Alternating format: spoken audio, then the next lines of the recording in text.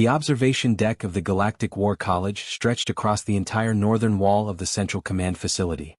Transparent aluminum panels offered a perfect view of the massive simulation chamber below, where holographic projections could recreate any battlefield scenario in the known galaxy. Commander Thex stood at the front of the deck, her scaled hands clasped behind her back as she watched the various species representatives take their seats. Today was special. Today marked the first time humans would participate in the annual Battle Doctrine Assessment. Thex had spent 3 months reviewing the files of the 6 human cadets who would enter the simulation. Their species had only joined the Galactic Council 5 years ago, and their military doctrine remained largely unknown to the other member worlds. The humans called their planet Earth, a world classified as a Class 7 death world by the Galactic Survey Corps. Only 12 other inhabited worlds in the entire galaxy carried that designation.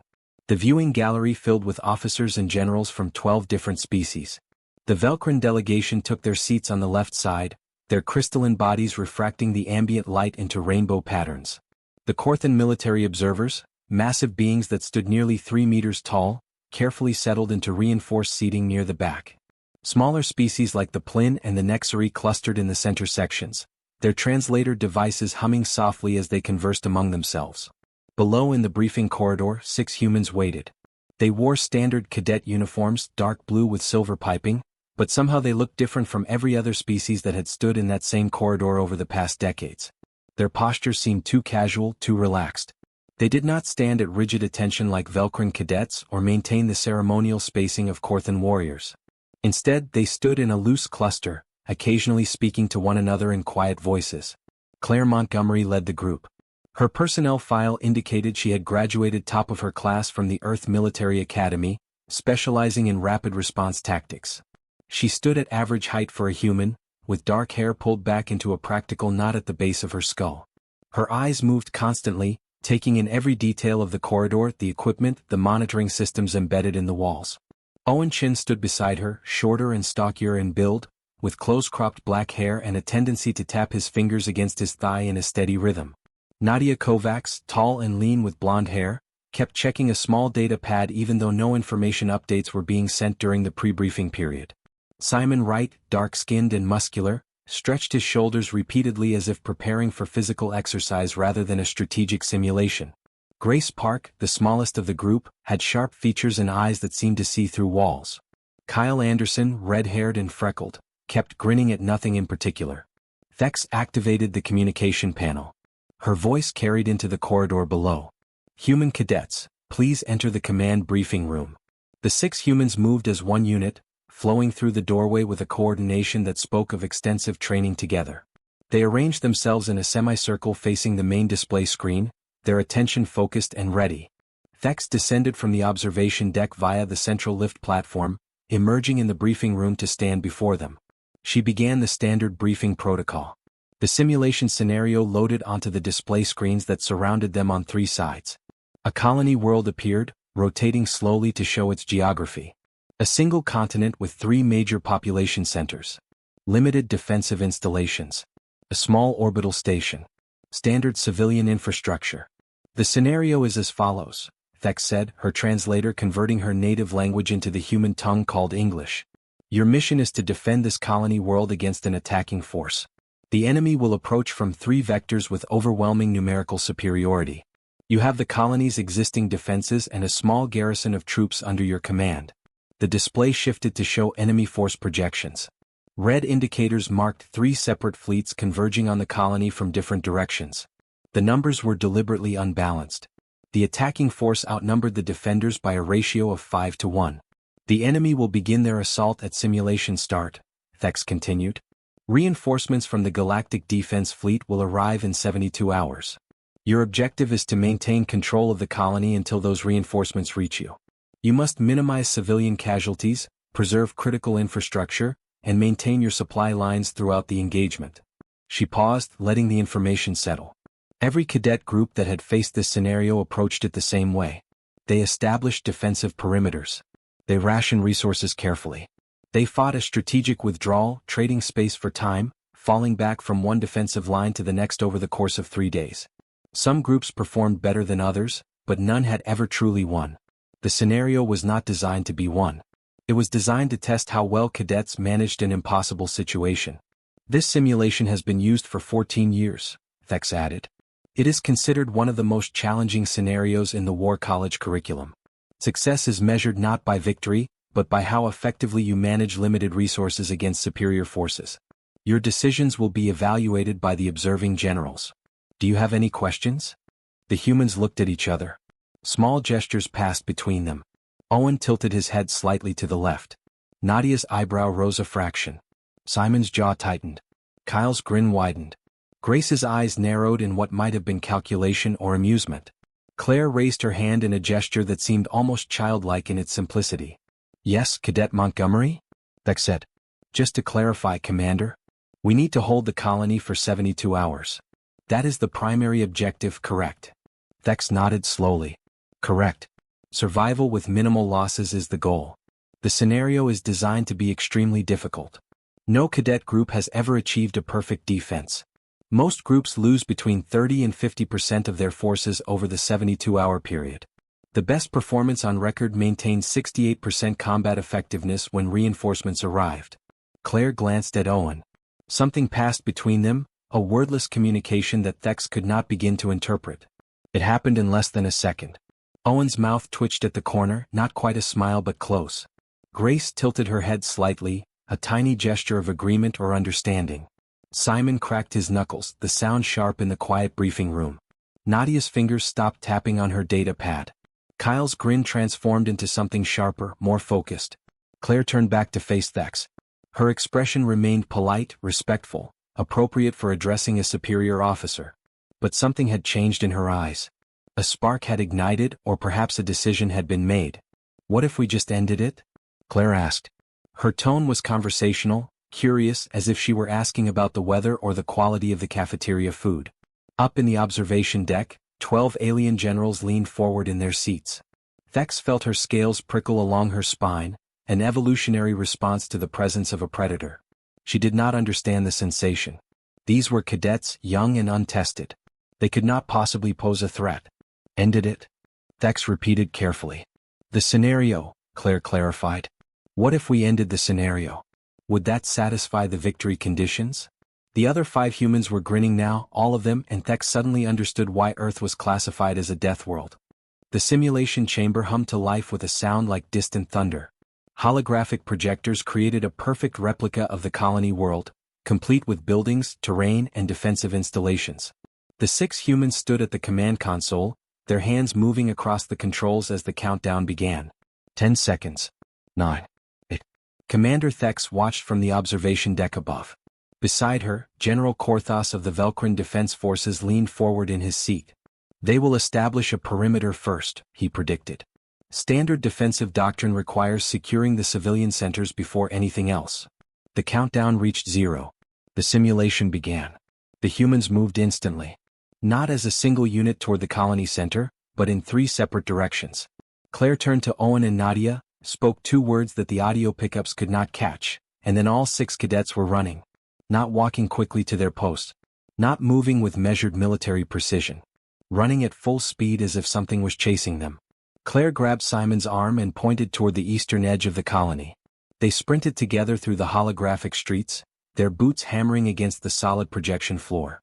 Grace followed them, her smaller size allowing her to keep pace easily. They did not stop at any of the defensive emplacements.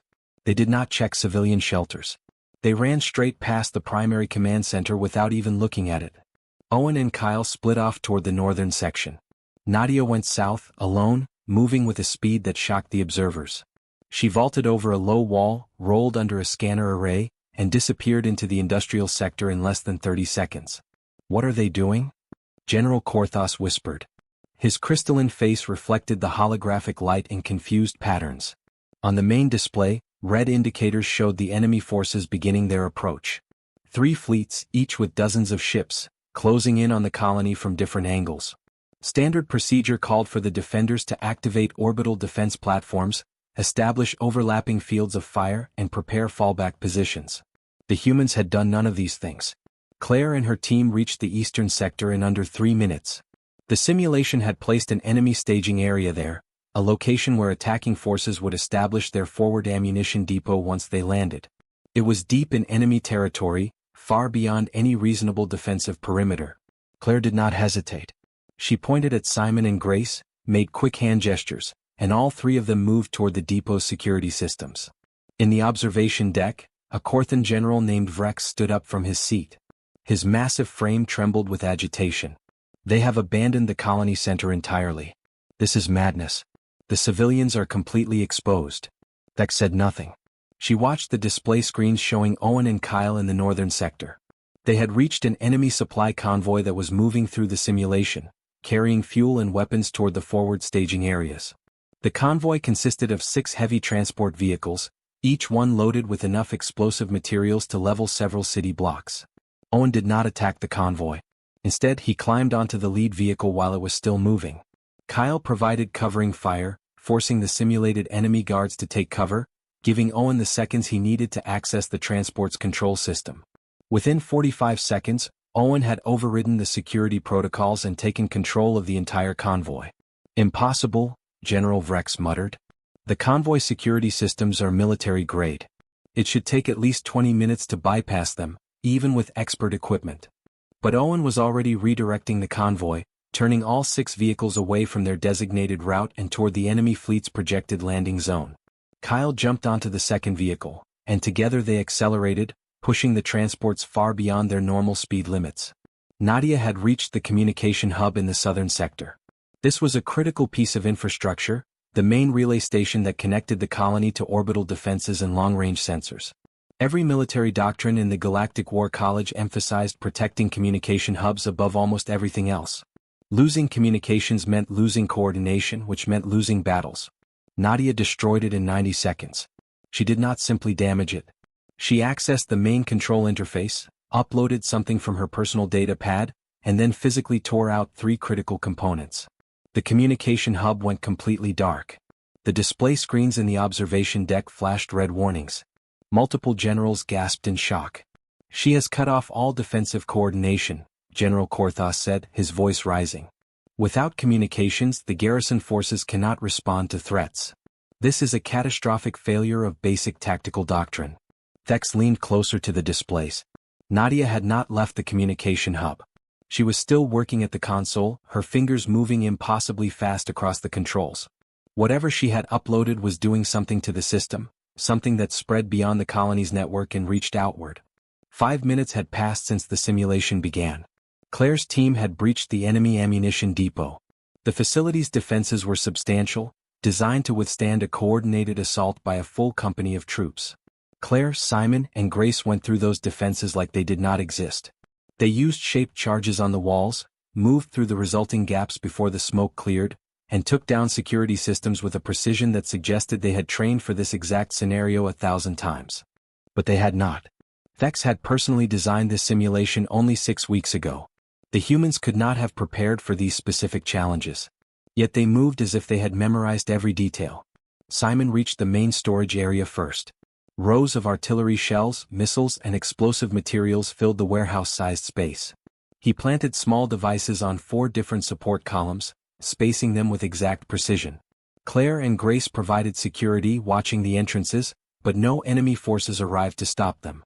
The simulation's defensive AI was still responding to threats at the colony center, where it expected the human cadets to be. Owen's convoy raced across the northern sector at dangerous speeds. The transports were never designed to move this fast. Warning indicators flashed across their control panels, alerts that the vehicles were exceeding structural safety limits. Owen ignored all of them. Kyle had climbed to the top of the second transport and was using welding equipment to secure all 6 vehicles together, creating a single massive chain of explosives. The enemy fleets were beginning their descent now. Atmospheric entry protocols engaged. The first wave of dropships separated from the main carriers, preparing to establish landing zones. The simulation's AI calculated optimal deployment positions, factoring in expected defensive fire and civilian population centers. It did not account for what the humans had done. Nadia's corruption program spread through the communication hub's destroyed systems and reached the orbital sensor network. The sensors were still functioning, still gathering data about the incoming enemy fleets. But now that data was being altered before it reached the enemy command ship. False readings flooded the enemy tactical displays. Phantom signals appeared across the colony, suggesting defensive positions that did not exist, reinforcements that had not arrived, weapons batteries that were purely fictional. The enemy AI responded to these false threats. It redirected ships, altered approach vectors, divided forces to address multiple perceived dangers. The three coordinated fleets began to lose their coordination. 10 minutes had elapsed. Claire triggered the charges at the ammunition depot. The explosion was massive, far larger than necessary. The entire eastern sector vanished in a bloom of fire that reached hundreds of meters into the air. The blast wave spread outward, shattering windows across half the colony. Secondary explosions followed as stored munitions cooked off in a cascading chain reaction that continued for 30 seconds. Owen aimed his convoy of captured transports directly at the enemy command ship as it descended through the atmosphere. The ship's defensive systems detected the threat, calculated that it was merely a group of transport vehicles, and assigned minimal point defense resources to destroy them. Those calculations did not account for the fact that Owen had merged all 6 transports into a single projectile.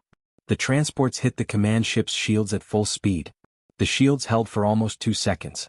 Then the combined explosive payload of 6 military supply vehicles detonated simultaneously. The command ship tore apart from the inside, its hull rupturing in multiple places. Debris rained across the northern sector as the massive vessel fell from the sky in pieces.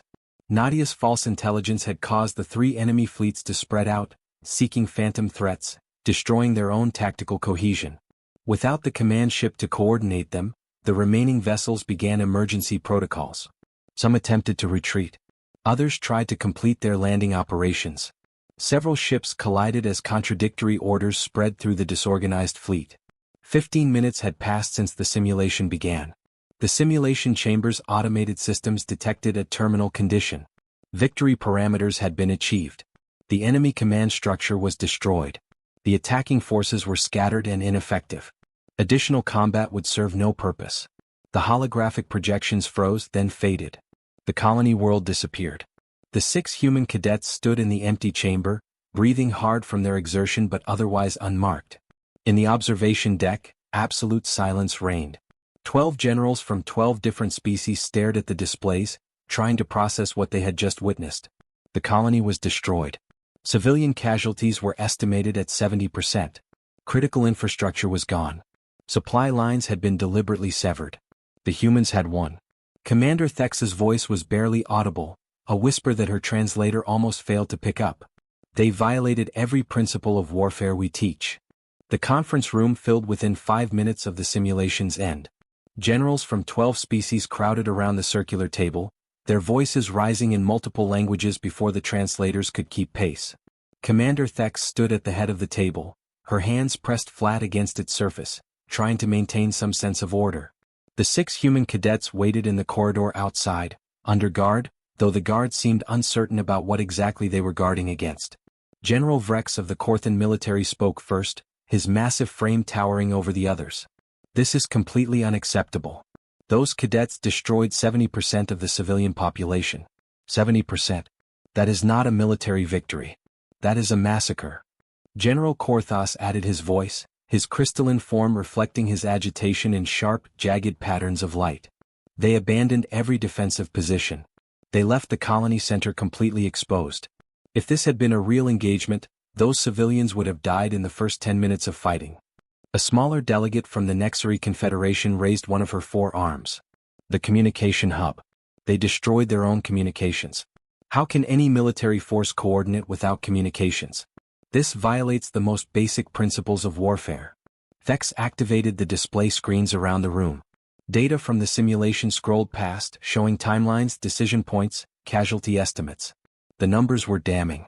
Infrastructure damage exceeded 90%. Supply lines were completely severed.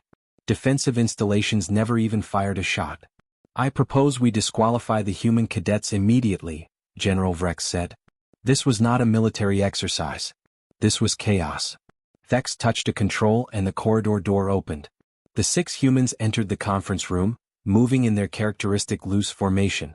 They did not look ashamed or concerned. Claire's expression was calm, almost neutral. Owen's fingers had resumed their tapping rhythm against his thigh. Nadia carried her data pad, though it was powered down. Simon's shoulders were relaxed. Grace's eyes moved from general to general, studying each one. Kyle had stopped grinning, but he did not look worried. Cadet Montgomery, Thex said. The generals have raised serious concerns about your conduct during the simulation. You are accused of excessive collateral damage, reckless endangerment, complete disregard for established tactical doctrine, and willful destruction of critical infrastructure. How do you respond to these charges? Claire took one step forward. She did not stand at attention, but her posture straightened slightly. With respect, Commander, we followed the parameters of the exercise exactly as given. You stated that our objective was to hold the colony for 72 hours or achieve victory conditions. We chose victory. General Vrex slammed one massive hand on the table. The impact made several smaller delegates jump in their seats. Victory? You call that victory? The colony is destroyed. The colony was already going to be destroyed, Claire replied, her voice steady and calm. Your scenario was designed to be unwinnable. You said so yourself in the briefing. Every cadet group loses between 30 and 50% of their forces. The best performance on record maintains 68% combat effectiveness. Those numbers mean the colony would suffer massive damage no matter what strategy we employed. The enemy force was 5 times larger than our defensive capability. That is why strategic patience is required, General Korthos interjected. Carefully managed resources, planned withdrawals, efficient use of defensive positions. These are the tools that minimize casualties in an impossible situation. Owen spoke for the first time, his voice carrying a harder edge than Claire's diplomatic tone. Those tools assume the enemy will follow the same rules you do. They assume warfare has limits and boundaries. They assume both sides will behave predictably. All civilized species follow the conventions of armed conflict, a Plin delegate said from the far side of the table. These are not assumptions.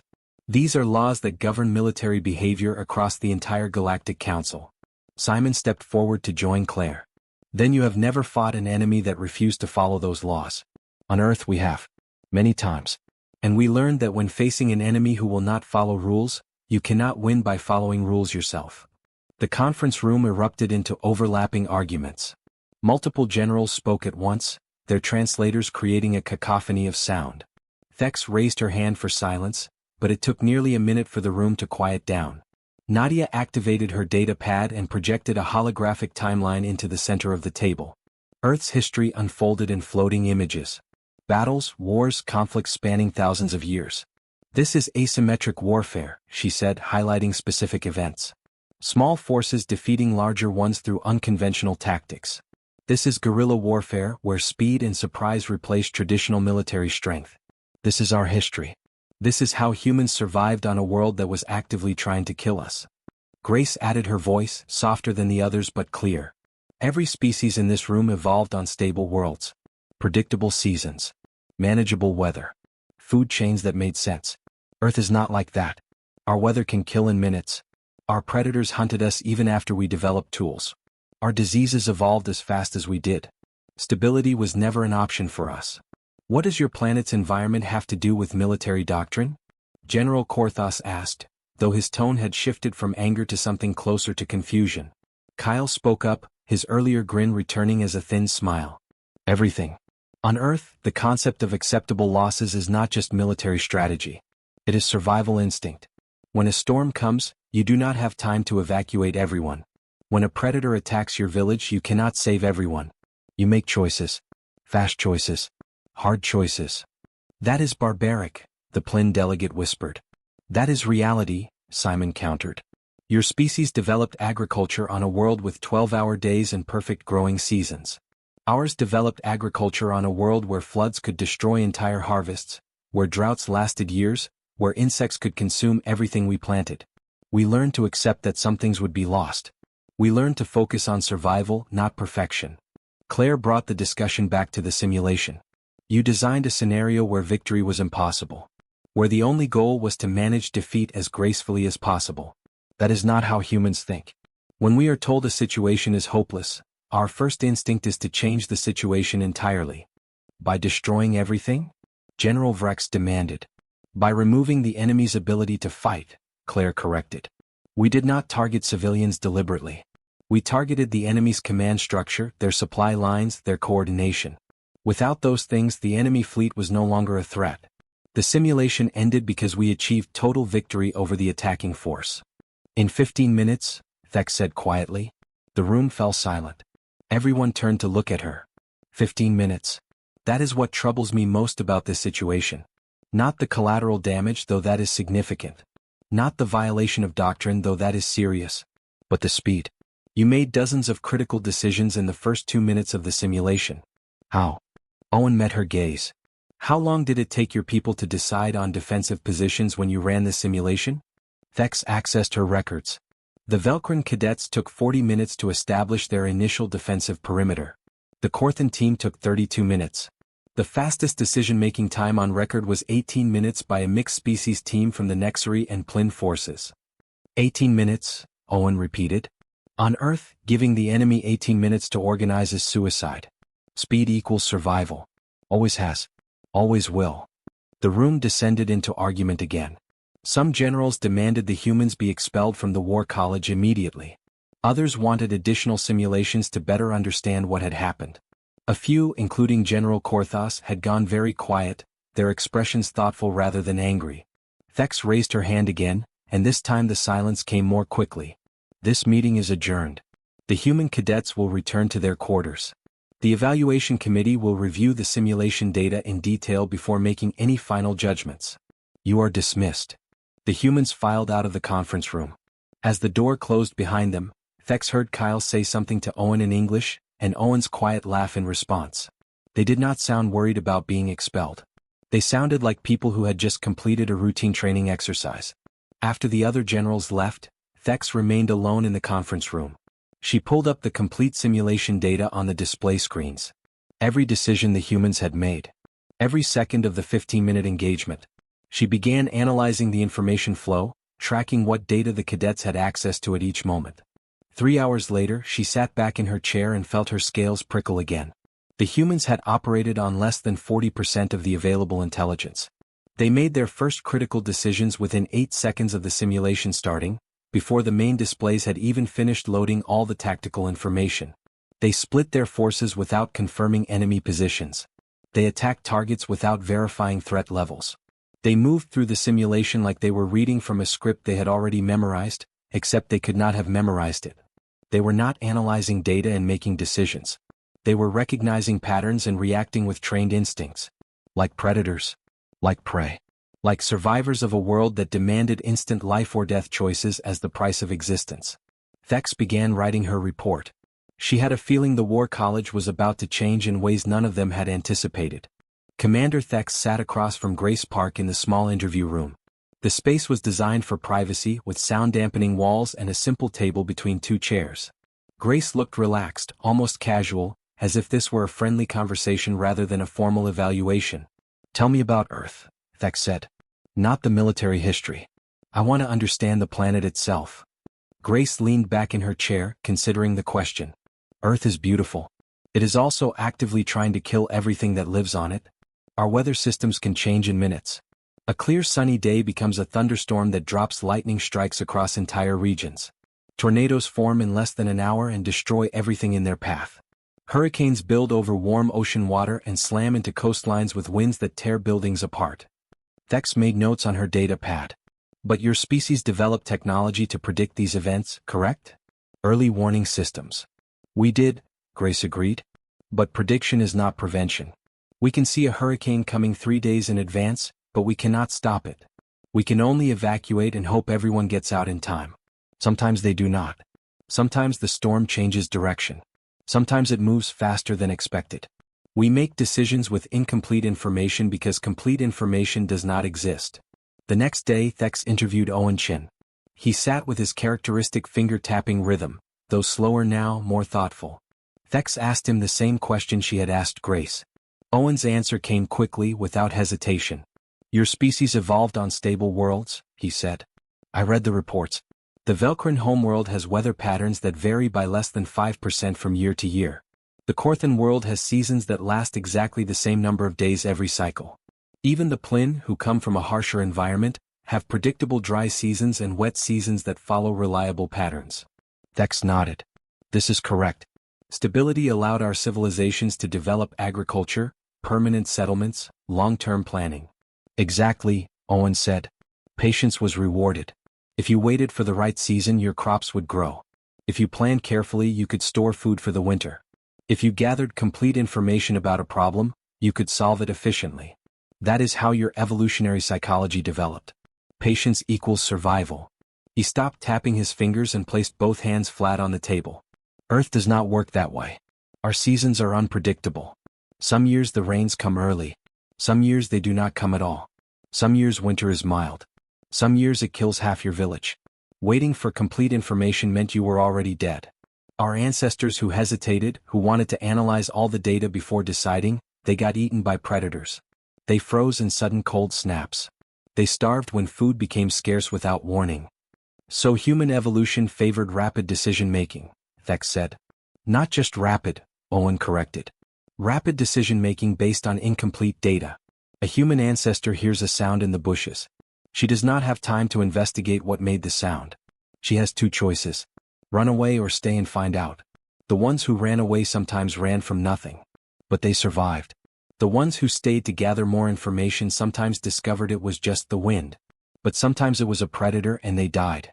After millions of years, human brains became very good at making instant threat assessments with minimal information. Thex's interview with Nadia Kovacs happened on the third day. Nadia brought her data pad and pulled up charts showing Earth's geological history. Volcanic eruptions, earthquakes, tsunamis, asteroid impacts. The list went on for pages. Our planet is geologically active, Nadia explained. The ground beneath our feet is constantly moving.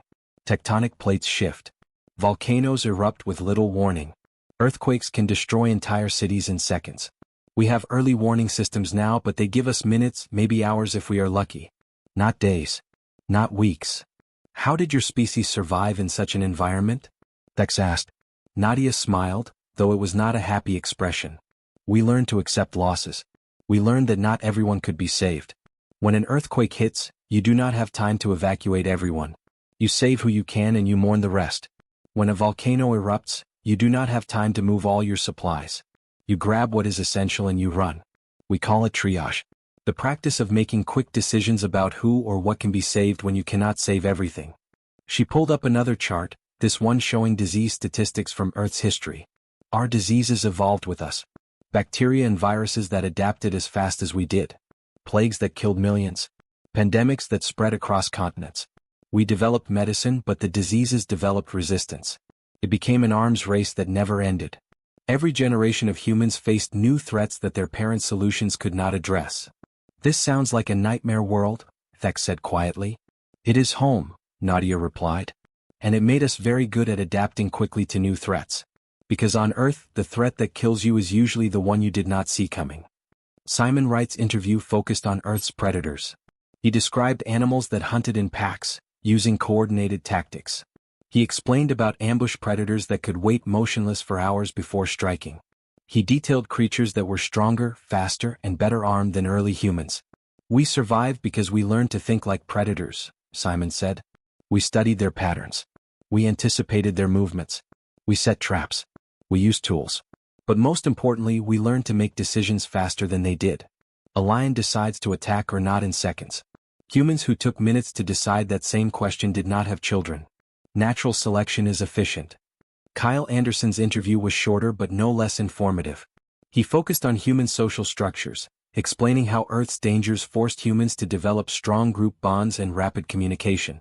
When danger comes, humans do not debate, Kyle said. Someone shouts a warning and everyone reacts. We trust our group members to make good decisions quickly because we have to. There is no time for committee meetings when a flash flood is coming. Someone says run and everyone runs. We ask questions later after we are safe. On the sixth day, Thex compiled all her interviews into a comprehensive report. She presented it to the War College Council in a closed session.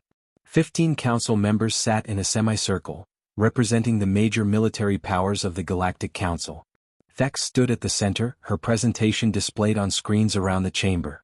What we witnessed in the simulation was not recklessness, she began. It was evolutionary adaptation. Humans are the product of millions of years of survival on a Class 7 death world. Their cognitive processes are fundamentally different from ours. Where we analyze and plan, they recognize patterns and react. Where we seek complete information, they make decisions with partial data. Where we value patience, they value speed. She pulled up brain scan data from the human cadets. Noticed the activity in these regions during decision-making. Human brains process threat assessment in milliseconds. They do not consciously think through all the options. They run pattern recognition algorithms that are built into their neural architecture. When Claire Montgomery saw the simulation parameters, her brain recognized a pattern similar to thousands of scenarios she had trained for. She did not analyze the situation step by step. She knew what to do instantly, the same way you know to pull your hand away from a hot surface without thinking about it. Council member Jerix of the Plin delegation raised an objection. But this makes them dangerous. If they cannot control these instincts, if they react without thinking, they could cause catastrophic damage in real military operations. They do think, Thex countered. But they think differently. Their rapid assessment is not random. It is highly trained pattern recognition. They practice scenarios until the correct responses become automatic. This is actually more reliable than conscious analysis in high-stress situations, because conscious thought slows down under pressure. Human instinct speeds up. She displayed comparison data from previous simulations. Every other species that has run this scenario spent the first 15 to 40 minutes establishing defensive positions. They analyzed the data, discussed options, weighed alternatives. The humans spent 8 seconds looking at the display and then moved. But their movements were not random. They achieved a coordinated assault on 3 critical enemy assets simultaneously. That requires incredible trust, communication, and shared tactical understanding. Council member Vrex, still skeptical, spoke from the back of the chamber. So you are suggesting we adopt human tactics? That we teach our cadets to abandon careful analysis in favor of gut instinct? No, Thex said firmly. I am suggesting we learn from them just as they should learn from us. Human tactics are effective in certain situations, particularly when speed is essential. Our tactics are effective in situations where patience and careful planning provide advantages. Neither approach is universally superior. She took a deep breath before making her proposal. I recommend we run the simulation again. But this time we reverse the roles. A team of alien cadets will attack using human-style tactics. The human cadets will defend using our traditional doctrine. This will test whether human effectiveness comes purely from their evolutionary advantages, or whether their tactical approaches can be learned and applied by other species. The council chamber erupted into discussion. Arguments flew back and forth for nearly an hour. Some council members thought the idea was brilliant. Others considered it a waste of time. Several pointed out that asking alien cadets to replicate human tactics might be impossible given their different evolutionary backgrounds. Finally, Council Chair Mavericks called for a vote. The proposal passed by a narrow margin of 8 to 7. The rematch was scheduled for 1 week later. Thex was authorized to select a team of alien cadets and train them in human tactical approaches. The human cadets would be briefed on traditional defensive doctrine and expected to follow it precisely. As the council session ended, Council member Jerix approached Thex privately. Do you really believe other species can learn to think like humans? To make decisions that fast? Thex considered the question carefully. I believe they can learn the tactics. Whether they can replicate the speed and instinctive decision-making, that remains to be seen. But even if they cannot match human speed, understanding how humans think will make us better allies. And possibly better warriors. She returned to her office and began preparing training materials. In 1 week, the War College would witness something unprecedented. The question was not whether humans could adapt to alien doctrine. Humans had already proven themselves adaptable. The real question was whether the rest of the galaxy could adapt to the way humans saw warfare. Thex suspected the answer would surprise everyone, including herself. The simulation chamber prepared for its second activation in 8 days. Commander Thex stood in the observation deck watching the preparations below. This time, 6 alien cadets occupied the briefing corridor. 2 Velcrin, 2 Corthan, 1 Plin and 1 Nexari. They represented the best tactical students from their respective academies, handpicked by Thex herself for this experiment. For the past week, Thex had worked with them personally. She taught them human tactics. Strike fast. Hit critical targets. Accept collateral damage as necessary. Ignore standard defensive protocols. The alien cadets had listened, taken notes, practiced in smaller simulations. But Thex could see the discomfort in their body language. The Velcrin kept asking about civilian safety zones. The Corthan wanted to establish fallback positions. The concepts felt wrong to them at a fundamental level. The 6 human cadets waited in a different area. They had received their briefing 3 days ago. Claire, Owen, Nadia, Simon, Grace and Kyle would defend the colony using traditional galactic doctrine. Establish perimeters. Maintain communication. Preserve infrastructure. Fight a careful, patient defensive battle for 72 hours.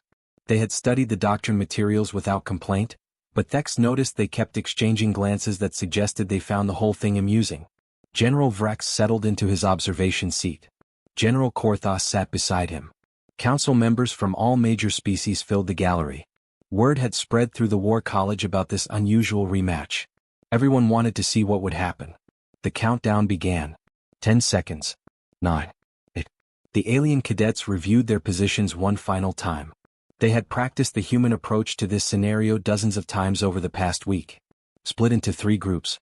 Target the ammunition depot, the supply convoy, and the communication hub. Move fast. Strike hard. End the simulation quickly. The countdown reached 0. The alien cadets moved. They ran toward their assigned targets, trying to replicate the speed the humans had demonstrated. But within 30 seconds, problems emerged. The 2 Velcrin heading for the ammunition depot stopped at the first defensive checkpoint. Their training, their instincts, told them to secure each position before moving forward. They spent precious seconds disabling the checkpoint properly, ensuring it could not threaten them from behind. The Korthan team heading for the supply convoy encountered simulated enemy patrols. Human tactics said to avoid or eliminate patrols quickly and keep moving. But the Korthan engaged the patrols in a full firefight, using proper cover and suppression techniques. They won the engagement, but it cost them 3 minutes. The Nexari cadet moving alone toward the communication hub stopped twice to check civilian shelters along the route. She could not help herself. The shelters were marked on her tactical display, and her training demanded she verify they were secure. Each stop took only seconds, but seconds accumulated into minutes. In the observation deck, General Vrex leaned forward. They are too slow. The humans covered this much ground in less than 2 minutes. The alien team has used 4 minutes and barely reached their first objectives. The human cadets, meanwhile, established defensive positions exactly as the doctrine specified. Claire placed her team at the colony's central command post. Owen and Kyle secured the northern approach. Nadia, Simon, and Grace fortified the southern sector. They activated orbital defense platforms. They established communication protocols. They prepared fallback positions in case the primary defenses failed. But Thex noticed something. The humans were following the doctrine, but they were doing it with a speed and efficiency that seemed unusual. Claire's team completed their defensive setup in 6 minutes. Standard doctrine suggested this process should take 15 to 20 minutes. The humans were not breaking the rules, but they were executing them far faster than normal. The alien cadets finally reached their target locations. The 2 Velcrin arrived at the ammunition depot and began their assault. They used the tactics Thex had taught them, planting explosive charges on support structures. But their placement was textbook perfect, spacing measured precisely, following the safety margins to exact specifications. They took time to do it right rather than doing it fast. The Korthan team reached the supply convoy and attempted to hijack it as Owen had done. But they did not have Owen's combination of technical skill and willingness to bypass security protocols through brute force methods. They tried to hack the transport controls properly, using standard military override codes. The simulation's defensive AI detected their attempts and activated security countermeasures. The convoy sealed itself and called for reinforcements. The Nexari cadet reached the communication hub but hesitated at the entrance. Destroying her own side's communications felt fundamentally wrong. She had been trained her entire life that communications were sacred in military operations. Breaking that training, even in a simulation, required a mental effort that slowed her movements. She finally entered the hub and began the shutdown sequence, but her hands shook slightly as she worked. 12 minutes had passed. The humans were fully entrenched in their defensive positions. Their sensors detected the alien cadets' activities and began responding. Claire dispatched quick reaction forces to intercept threats. Owen adjusted his northern defenses to account for unusual enemy movements. Nadia identified the attack on the communication hub and sent Grace to investigate. Grace arrived at the communication hub while the Nexari cadet was still trying to complete the shutdown. In the original human simulation, Nadia had destroyed the hub in 90 seconds. The Nexari cadet had been working for 4 minutes and had only managed to disable 30% of the systems. Grace stunned her with a training weapon and immediately began repairing the damage. The Velcrin cadets detonated their charges at the ammunition depot. The explosion was substantial but controlled. It destroyed the depot without causing the massive chain reaction that Claire's team had triggered. It was a successful military strike, but it was not devastating. The enemy forces lost an ammunition supply point, but their overall combat capability remained largely intact. The Corthan team, unable to hijack the convoy, settled for destroying it in place.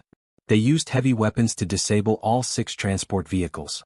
Again, it was successful within the parameters of proper military conduct, but it lacked the spectacular impact of Owen's kamikaze convoy attack on the command ship. 20 minutes into the simulation, Thex could already see the outcome. The alien cadets were following human tactics, but they were doing so with alien caution. Every decision they made was filtered through their evolutionary instincts for careful, measured responses. They could not override millions of years of development that rewarded patience. The simulation continued.